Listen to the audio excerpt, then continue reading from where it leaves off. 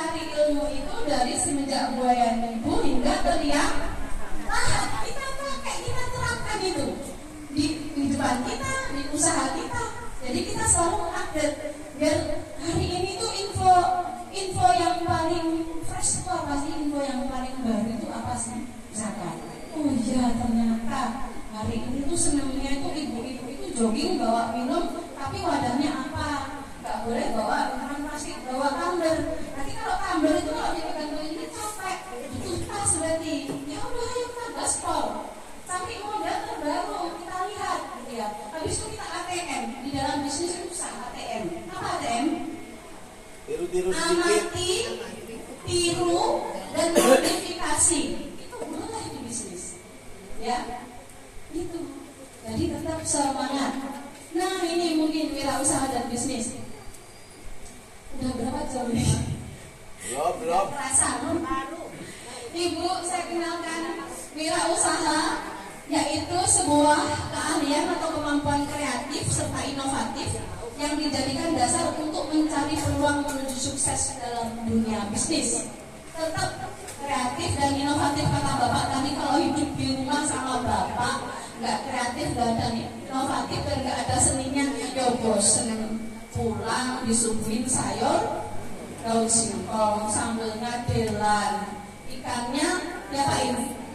Gitu aja. Daster udah robek, asem juga. Ada semakin robek semakin dingin.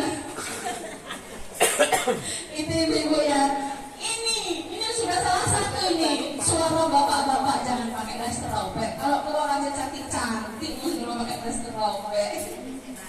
Itu luar biasa. Iya. Kemudian bagaimana caranya menemukan peluang bisnis? Udah dapat, ibu udah dapat. Udah nggak usah garap yang lainnya dulu, dikowajar dulu deh. Ya, ini nggak tak kupas. Nah ini juga nggak usah mas. Tadi yang saya kenalin sama buyer tadi mas, yang ada foto. Nah ini yang sebelah sana.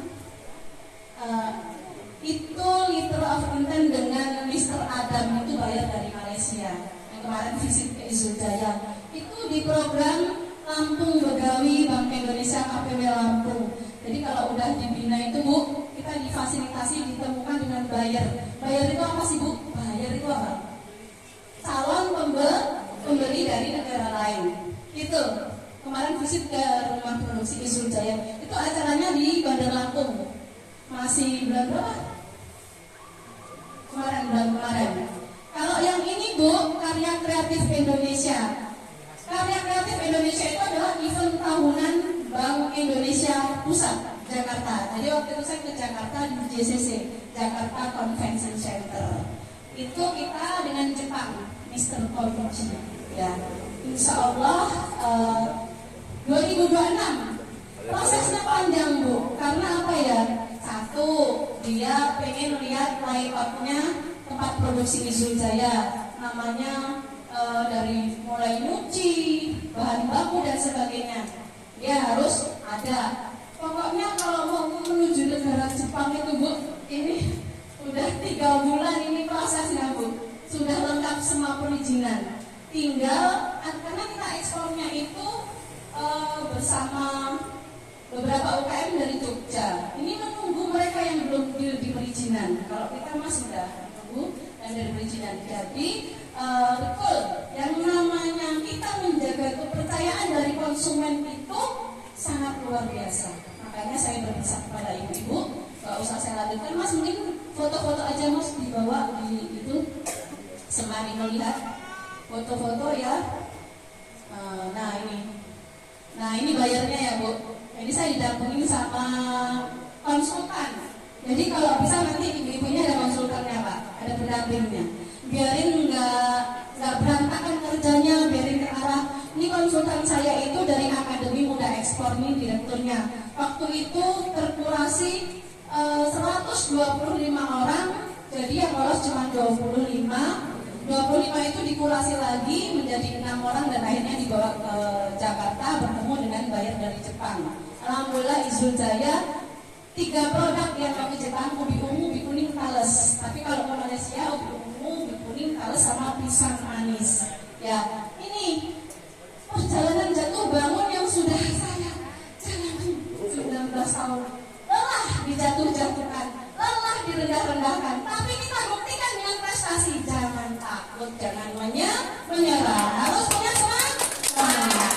Perempuan itu hebat, luar biasa. Jadi jangan disia-siakan amanah yang sudah dikasihkan Allah kepada kita. Ini mungkin ini dari saya, ini terakhir Bu, salah satu. Ketika Ibu fokus dan konsisten, Ibu upgrade, Ibu itu adalah salah satunya membranding diri Ibu sendiri sebagai seorang pelaku usaha, sebagai owner.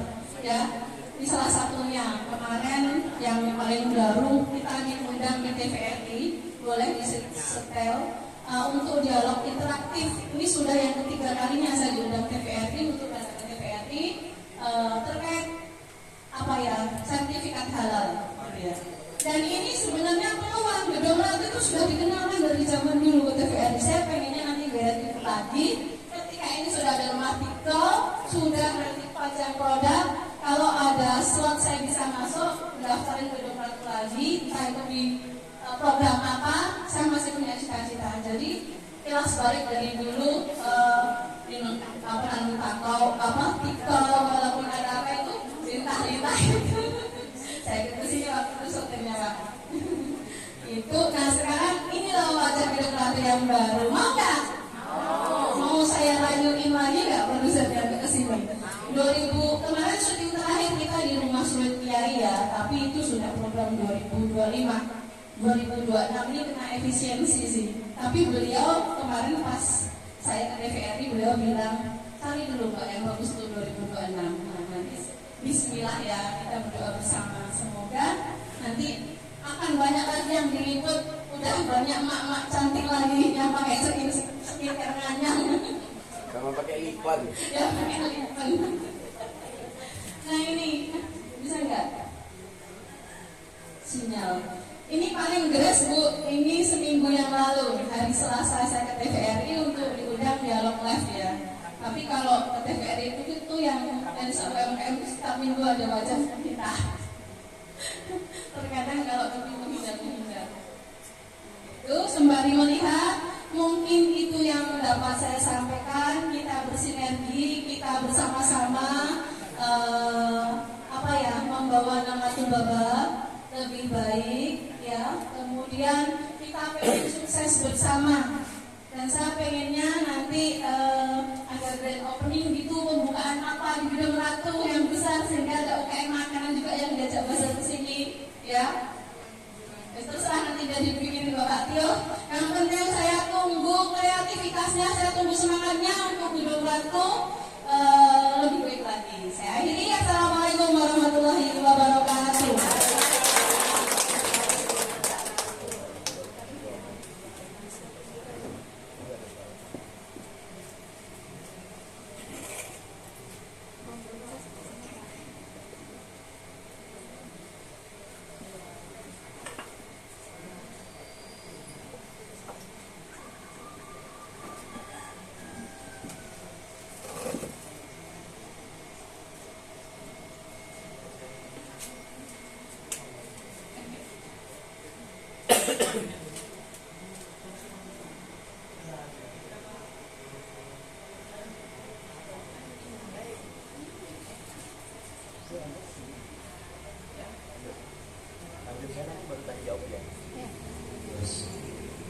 Baik, selamat siang. Ini mau kopi dulu apa? Lanjut. Kalau saya serius misalnya nggak bisa bilang saya lebih ke saya ingin bercerita tentang apa yang sudah saya lakukan di Tulang Barat, terutama di bisnis saya. Dan saya ingin sekali ibu-ibu di sini itu mencoba memulai seperti yang saya lakukan. Ya, untuk bagaimana kita memasarkan produk dari Iko, tapi dengan cara yang berbeda. Ya, jadi nanti dari set ini, tolong nanti ibu-ibu pahami pelan-pelan, bisa nggak sih dicoba di Gedung Ratu? Harusnya bisa sih Pak, karena Gedung Ratu kan pasti punya komunitas, punya Karang Taruna, punya pemuda desa, punya PKK, punya forum anak daerah, ya kan, termasuk anaknya Ibu Kepala yang selalu kegiatan di tempat kami. dan saya rasa itu harusnya bisa. Izin ibu-ibu semuanya, nama saya Ponco. Jadi saya merintis usaha di tahun 2019. Ya, 2019 saya memulai usaha. Awalnya saya nanam jahe merah sendiri, awalnya nanam jahe merah sendiri selama 1 tahun. Kemudian tahun kedua saya juga tanam sendiri. Tahun kedua itu baru mulai bisnis, mulai berkembang. Akhirnya saya kegiatan keluar, ikut pelatihan, ikut workshop, dapat peluang-peluang kegiatan di luar gitu Bu ya. Jadi akhirnya tanaman itu nggak keurus Bu, mati yang terjadi gitu ya. Jadi singkat cerita saya nggak bisa kalau harus menanam jahe merah sendiri. Akhirnya saya masuk ke desa ceritanya. Bagaimana supaya saya melibatkan masyarakat untuk mau menanam jahe, hasil panennya nanti saya beli Bu. Awalnya cuma 5 batang, 10 batang, 20 batang, sampai 100 batang. Dan sekarang saya sudah memiliki sekitar hampir 200 ribu petani yang nanam jahe, walaupun cuma 5, 10, 20. Ya, nah nanti itu saya akan cerita sama Ibu bagaimana itu bisa berjalan dan itu harusnya bisa dilakukan juga di komunitas ini. Karena judulnya dari tentang ekonomi kreatif, Bapak Ibu, jadi terima kasih ini Ibu dari Dispora. Jadi saya mungkin lebih fokus ke ekonomi kreatif yang sebenarnya ya, supaya ada pemahaman gitu ya, bagaimana si Mas Ponco ini bisa loh membangun ekonomi kreatif dari produk jahe. Kok bisa anak PK datang?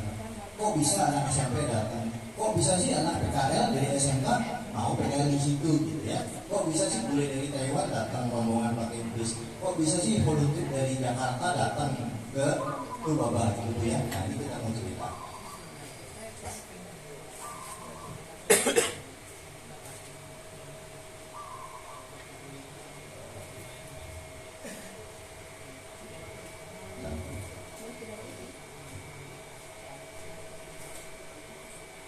Nah sebenarnya Bapak Ibu mungkin sering dengar ya ekonomi kreatif. Bimteknya juga judulnya ekonomi kreatif. Ada yang tahu nggak? Ekonomi kreatif itu apa sih sebenarnya? Kan sering dengar nih, Pak, kalau tadi ekonomi kreatif itu Ibu di sekolah juga sering bilang ekonomi kreatif. Ada yang bisa bantu jawab?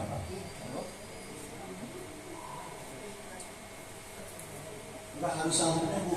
Kan kita sharing aja nih. Sebenarnya apa sih ekonomi kreatif itu apa nih? Biar kita sama nih ya pengalamannya gitu. Enggak Bu.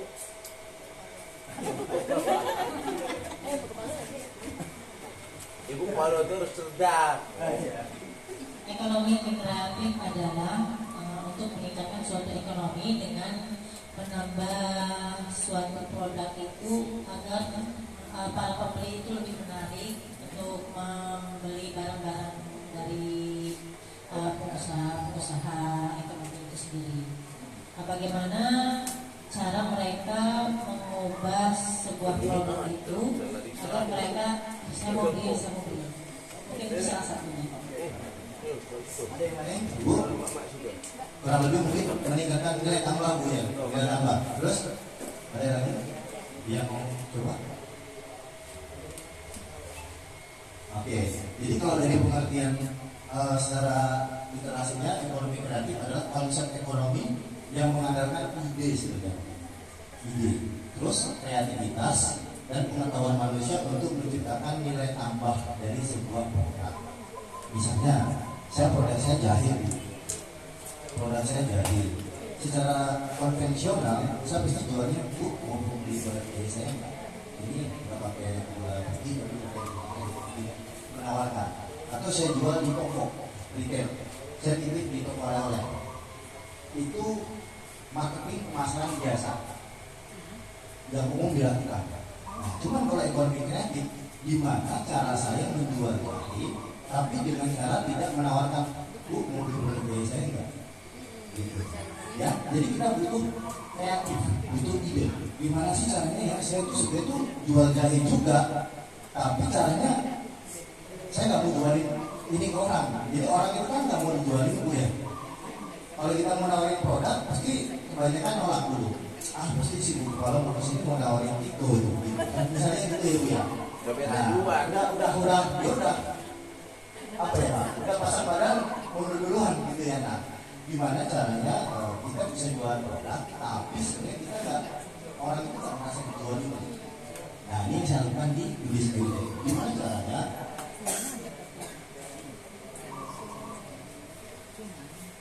Ini adalah produk utama saya, minuman serbuk jahe merah yang diproduksi di Lampung Barat, di Kartara Harja, Bapak Ibu, produknya seperti yang saya bawa.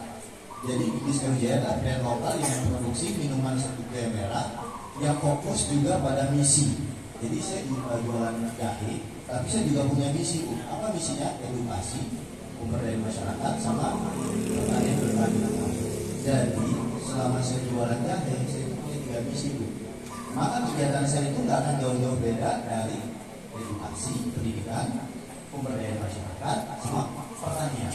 Makanya anak-anak PL kenapa bisa masuk di Bisnis Jaya? Karena terkait dari pertanian. Kenapa ada anak TK datang ke Bisnis Jaya? Karena saya membawa misi edukasi.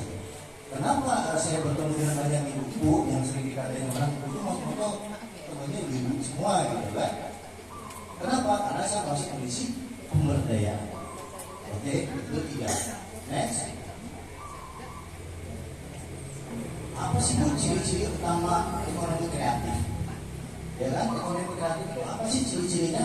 Si Mbak Nurul atau Mas Moco atau Ibu Melati itu melakukan sebuah kegiatan ekonomi kreatif. Ciri-cirinya itu apa sih sebenarnya? Gampang Bu, kita bisa lihat 1, inovasi dan kreativitas. Ada nggak inovasi dalam usaha yang Bapak Ibu lihat? Ya misalnya Bapak Ibu lihat usaha saya, ada nggak sih sisi inovasi dari Mas Moco? Ada nggak sih sisi kreativitas dari Mas Moco? Kalau ada, oh berarti Mas Moco ini menerapkan ekonomi kreatif untuk menjual produknya. Jadi sebenarnya dia ada kunjungan datang, dia ke masyarakat, ke desa, ya ada kunjungan dari mahasiswa, dan sebenarnya ujung-ujungnya juga jualan jahe sebenarnya. Cuma kita kemas secara kreatif Bu ya, itu namanya ekonomi kreatif. Ini yang pertama, kurang lebih ciri-cirinya ada inovasi dan kreativitas. Kreativitasnya seperti apa Bu? Kita punya produk jahe, itu yang pertama. Jadi kita juga harus berpikir gimana ya caranya supaya produksi jahe ini juga bisa diterima di anak-anak Bu. Kalau anak-anak mereka, saya udah beberapa kali Bu tes dievaluasi, analisa juga testing ke para murid-murid sampai SMP itu kurang tertarik dengan minuman jahe. Karena alasan ini minuman orang tua Pak, ini nggak biasa, macam-macam. Pada sebenarnya itu sehat. Akhirnya saya masuk ke produk es krim. Es krim cuma dikasih jahe sedikit, dikasih kunyit sedikit, dikasih pengulang sedikit, kasih konsumsi sedikit, anak-anak semuanya minum dari TK sampai orang tua. Berarti saya menemukan cara kreatif untuk memasarkan produk saya. 1, bisa mengedukasi anak-anak, bisa secara finansial bisa juga dapat. Ya, itu namanya inovasi dan kreativitas dari pengembangan produk. Terus berikutnya, gimana ya caranya supaya anak-anak mahasiswa SMK seperti Bapak di depan ini suka juga sama jahe. Saya buat produk keripik pisang jahe. Awalnya saya belajar dari mana sama baru buat keripik pisang tawatnya, kita keripik dengan jahe. Saya jual. Tapi seiring berjalannya waktu, ternyata itu pemasarannya bagus Bu di Jakarta. Peluangnya bagus. Dan ternyata orang rasanya cukup enak juga pakai jahe. Akhirnya saya kembangkan Bu. Nah pada saat ini berkembang, keripik jahenya berkembang, baru yang kita terak. Jadi, Pak ada nggak yang keripik tawarnya? Oh nggak produksi, lagi fokus di coklat, fokus di